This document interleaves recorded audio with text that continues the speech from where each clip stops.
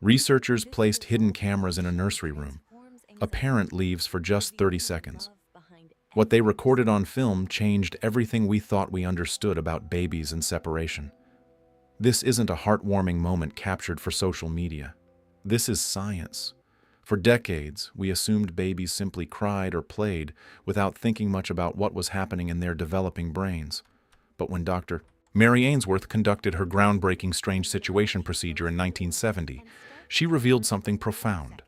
The moment a caregiver leaves the room, an intense neurological cascade begins inside your baby's body. Your baby isn't just missing you.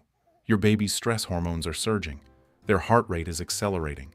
Their entire nervous system is responding to this separation in measurable, documented ways. Today, we're going to explore exactly what happens when you close that door, why it matters more than you realize, and what your baby's reaction reveals about your bond together. You think your baby is fine. You step out of the room for a moment, maybe to answer the door, check on dinner, or grab something from another room. Your baby doesn't cry. Your baby seems content playing with toys. Everything appears normal. But here's what you're missing. You were wrong. Not in a judgmental way, but in a way that transforms how you understand your child's inner world. The research shows something remarkable happens in the first 45 seconds after you leave. Your baby's cortisol levels, the stress hormone, begin rising measurably. This isn't because your baby is traumatized or because you're a bad parent. This is basic neurobiology. Your baby's brain has developed a specific attachment to you, and that attachment triggers a physiological response when you disappear from view. Scientists at UCLA used eye tracking technology to monitor where babies look after their caregivers leave. The results were striking. Babies look toward the door an average of 7 times per minute. 7 times. That's roughly once every 9 seconds. Your baby isn't playing peacefully and forgetting about you. In 1970, Dr. Mary Ainsworth designed what became known as the Strange Situation Procedure, a research protocol that would fundamentally reshape our understanding of infant attachment. The setup was elegantly simple. A mother and baby enter an unfamiliar room filled with toys. Researchers observe. Then the mother leaves briefly. The baby's response is recorded and analyzed. What Ainsworth discovered wasn't just interesting, it was revolutionary.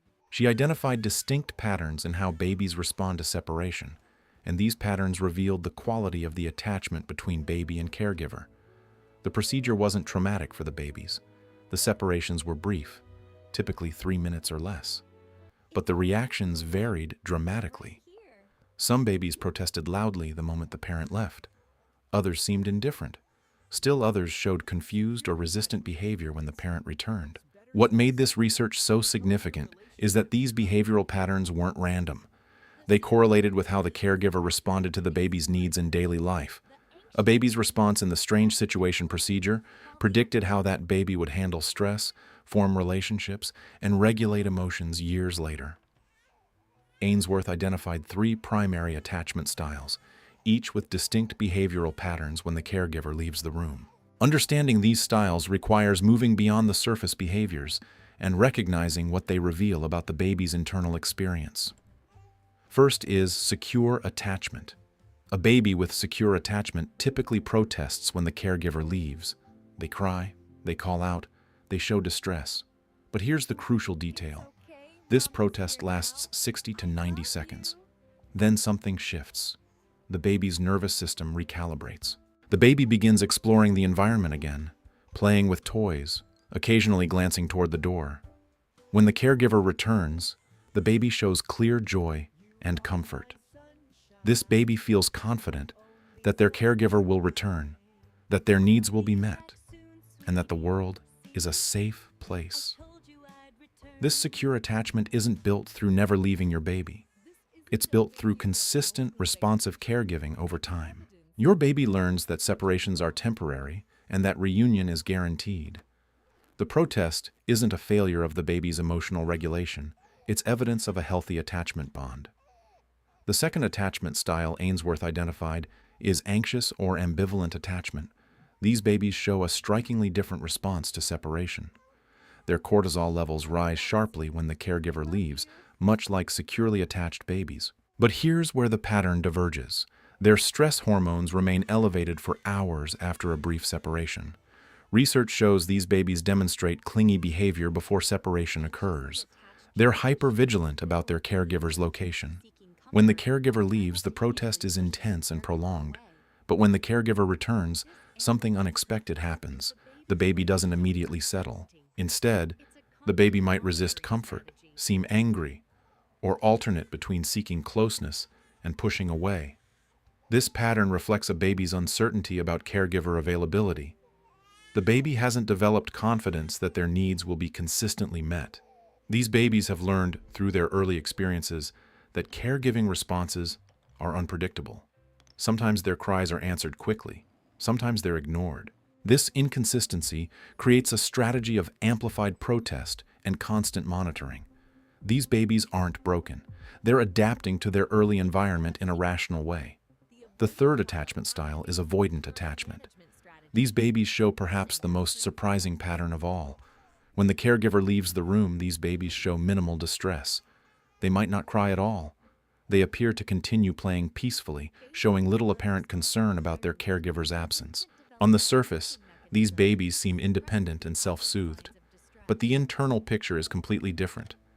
Research using cortisol measurements reveals that avoidantly attached babies' stress hormones are actually elevated, just as much as the other groups. The difference is behavioral. These babies have learned to suppress their attachment needs. Their early caregiving experiences taught them that expressing distress doesn't result in comfort. Sometimes their cries were met with dismissal or impatience. Sometimes they were left to cry without response. The baby's adaptive strategy became, don't signal need, don't expect comfort. Manage distress internally. When the caregiver returns, avoidantly attached babies often turn away or ignore the returning parent. This isn't indifference. This is a protective mechanism. The baby is managing hurt by creating emotional distance. Understanding avoidant attachment is crucial because these babies' apparent independence is actually a sign of attachment difficulty, not security. Within these three main categories, researchers identified a fourth pattern, disorganized attachment. This style combines elements of the others in chaotic, contradictory ways. A baby with disorganized attachment might freeze when the caregiver leaves, then suddenly approach them with apparent fear when they return. The baby might seek comfort while simultaneously resisting it, cry without clear cause, or show unusual behaviors like hand stereotypies or trance-like states. Disorganized attachment typically emerges in environments marked by fear, trauma, or unpredictable caregiver responses. Unlike the other attachment styles, which represent adaptive strategies to different caregiving patterns, disorganized attachment suggests the baby's nervous system is genuinely confused about how to respond. The baby is caught between conflicting impulses: the biological drive to seek comfort from the caregiver and the fear that the caregiver represents danger. Disorganized attachment doesn't mean your baby is broken or permanently damaged, but it does indicate that professional support and consistent, safe caregiving changes are needed. Understanding these four attachment patterns is essential because they're not permanent labels. Attachment styles can change through new relationships, therapeutic intervention, and consistent, responsive caregiving. Your baby's current response pattern reflects their history, not their destiny. Now here's where the research gets truly practical. Before you leave your baby, there's a specific 20-second technique that measurably changes what happens after you go. This isn't complicated, but it's remarkably effective. The technique involves what researchers call a secure-based departure. 20 seconds before you actually leave, announce that you're leaving. Use simple, clear language. I'm going to the kitchen now. I'll be right back. Make eye contact. Then physically demonstrate where you're going if possible. Let your baby watch you leave. This seems counterintuitive. Shouldn't you just slip away without saying anything? Actually, no. Research from child development specialists shows that babies experience less stress when they see where their caregiver is going. Their brain creates a mental map. The caregiver isn't vanishing mysteriously, they're going to a specific place. This cognitive knowledge reduces the uncertainty that triggers peak stress responses. When you slip away without announcement, your baby's brain literally cannot predict your absence. You simply disappear. This unpredictability creates more intense cortisol spikes. By announcing your departure, you're giving your baby's developing brain the information needed to regulate anxiety more effectively. The 20-second preparation creates a measurable reduction in post-separation distress. Research by Donald Winnicott introduced another powerful tool for managing separation stress: transitional objects. These are items, a stuffed animal, a blanket, a particular toy, that holds significant comfort value for your baby. Winnicott discovered that these objects serve a specific neurological function. When your baby holds a transitional object during your absence, cortisol levels drop approximately 38% compared to separation without the object. This isn't placebo or imagination. The reduction is measurable in stress hormone levels. Why does this happen? The transitional object becomes a symbolic representation of your presence. Your baby has learned to associate the object with comfort and safety. When you're physically absent but the object is present, your baby's brain partially activates the same soothing neural pathways that your presence creates. The most effective transitional objects are items that carry your scent: a blanket you've slept with, a piece of clothing, something that smells like you. Babies have extraordinarily sensitive olfactory systems. Your scent is neurologically connected to safety and attachment. Introducing a scented transitional object before separations doesn't eliminate stress, but it reduces the intensity significantly. This is why babies often cling to specific blankets or stuffed animals. They're not being irrational. They're engaging in sophisticated self-regulation. Here's what makes this research truly valuable. A baby's response pattern during separation predicts emotional and behavioral outcomes years into the future. This isn't deterministic. Attachment patterns can change, but the correlations are significant. Babies with secure attachment at 12 months show better emotional regulation at age 4. They're more resilient in the face of frustration, better able to manage disappointment, and more socially confident. They develop what researchers call affect regulation, the ability to modulate their emotional responses appropriately. In school settings, securely attached children show better focus, more positive peer relationships, and less behavioral difficulty. The pattern is consistent across decades of longitudinal research. Children with anxious attachment often show heightened anxiety and need for reassurance throughout childhood. They may struggle with peer relationships, interpreting social interactions through a lens of uncertainty. They might be clingy, need constant validation, or become anxious when separated from caregivers during school. Children with avoidant attachment may appear independent, but often struggle with emotional intimacy. They might have difficulty asking for help, suppress their own needs, or struggle with emotional expression. These aren't inevitable outcomes. Many children overcome their early attachment patterns, but the early pattern establishes initial trajectories that persist without intervention. Understanding your baby's attachment style isn't about assigning blame or creating anxiety about every separation. It's about recognizing that your consistent, responsive presence matters profoundly for your baby's neurological development. Secure attachment builds what neuroscientists call earned security. Your baby's brain learns a fundamental truth: when I signal need, that need will be met. The world is predictable. People are trustworthy.